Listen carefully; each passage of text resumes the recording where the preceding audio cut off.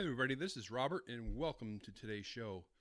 And today I want to take a look at all the news surrounding the brain-eating amoeba, Naegleria fowleri, in 2020. Since it's really heavy in the U.S. news the past couple days with the case in Lake Jackson, Texas. But I want to take a look at the whole year and some of the stuff that we've seen. And I want to start out with this case out of India. And this happened in January, but it was just published in Images in Clinical Medicine portion of the New England Journal of Medicine. And it tells us that a 44-year-old man presented to the ER in January with a one-day history of confusion and cough. 6 days earlier, he had been swimming in an indoor pool in India.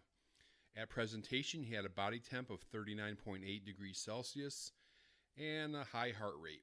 He did not respond to questions or blink to visual threats. However, brainstem reflexes were intact.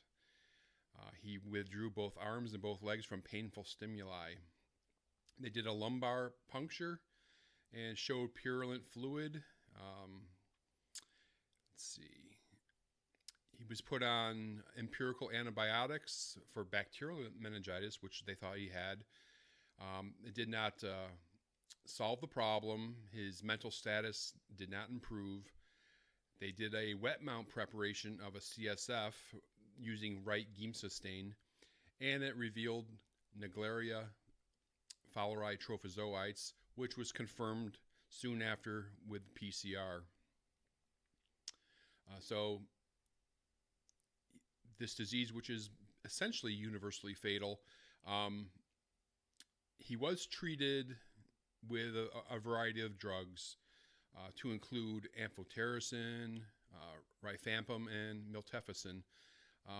But unfortunately, the man died 5 days after presenting with symptoms. So that was one of the earlier cases of 2020. And then we go on to something we were keeping a close eye on the website outbreaknewstoday.com, was in Costa Rica. And what we saw in early January was the second ever case of primary amoebic meningoencephalitis. And this was in a 15-year-old boy who contracted it very early January. And it looks like it was through water in a hot springs in Guayabo de Bagaces. Hopefully I pronounced that appropriately. And this, in fact, was, like I said, the second known case in Costa Rica. The first known case was an American boy back in, I think it was around 2014. And I've covered this story before, and that was, of course, Jordan Smelsky. And it wasn't soon after that about a month later, we saw another case in Costa Rica. This was in a 4-year-old girl who also contracted it while swimming in natural hot springs in Costa Rica. Not clear what the status of either. I think the first one surely died. I'm not clear what the status was of this 4-year-old girl. But yeah, so 2 cases early on in 2020 in Costa Rica. And then over the summer, here in the state of Florida, we saw the first case of the year, and it was in a Hillsborough County resident, and this is from the Florida Department of Health. And basically, that's the only information the Florida Department of Health and Hillsborough County gave out. Now, sources to OutbreakNewsToday.com have notified us that it was a 9-year-old boy. I'm not going to release the name because the family has not released the name, so I'll leave that up to them. But it was a 9-year-old boy in Hillsborough County. And that was the first case in the state of Florida, and I believe in the United States in 2020. And that was right around the 4th of July. And then we had a second case about approximately a month later, and it was a 13-year-old who died from Naegleria fowleri, and the family did release the name on this one. The boy's name was Tanner Lake Wall from Palatka, Florida, and it appears he contracted it while vacationing at a North Florida campground, I guess around July or August. It says the parents said after the vacation, which included a water park and a lake, the boy started feeling ill several days later. The parents took him to a hospital in Gainesville where the teen was put on a ventilator, and that's when it was diagnosed and the family was given the diagnosis.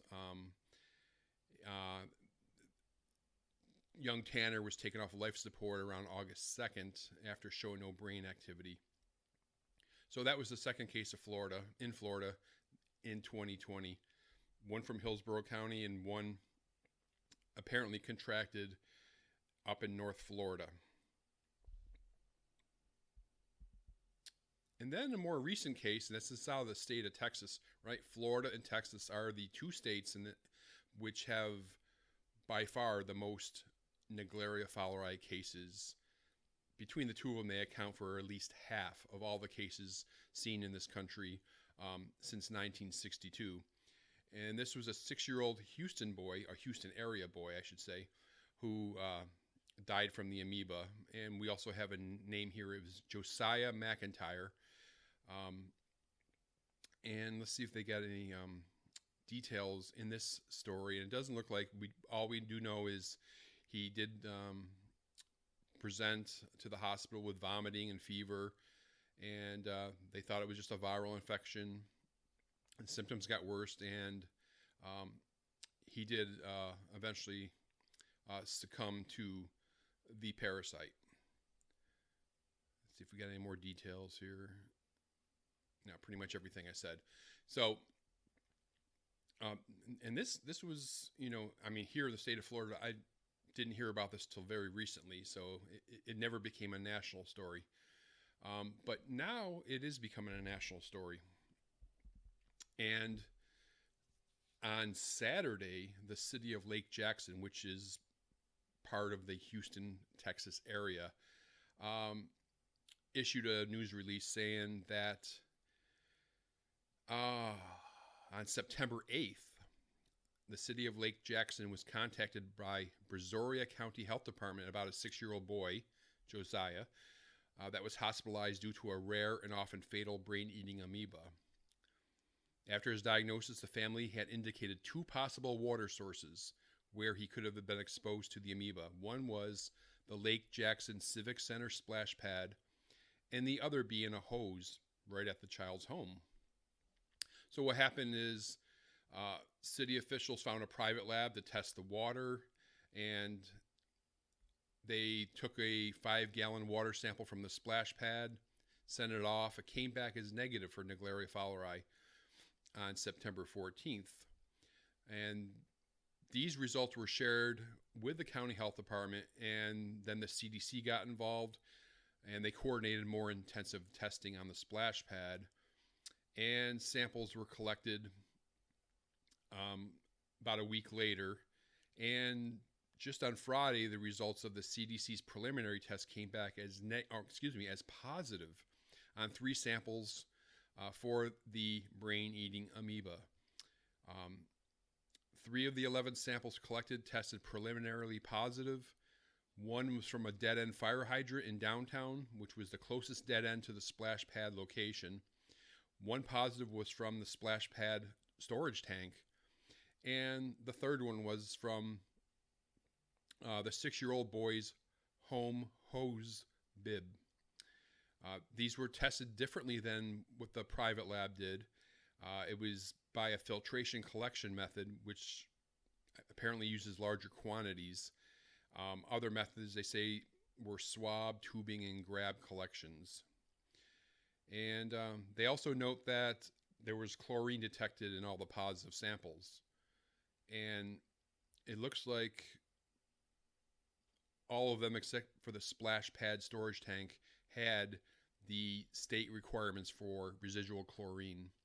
So the mayor, his name is Mayor Bob Sipple, issued a disaster declaration for this emergency and opened up the EOC. And basically the order also said that Lake Jackson businesses and restaurants cannot use city water except to flush toilets. So they provide bottled water and et cetera, for the public. So that's part of the investigation that's going on. This was from yesterday. A bunch of areas around the Lake Jackson area had a do not use water advisory. And when these results came back, most of them were lifted except for Lake Jackson. There was about 8 to 10 different areas that did have a do not use water advisory. And that's from the Texas Commission on Environmental Quality.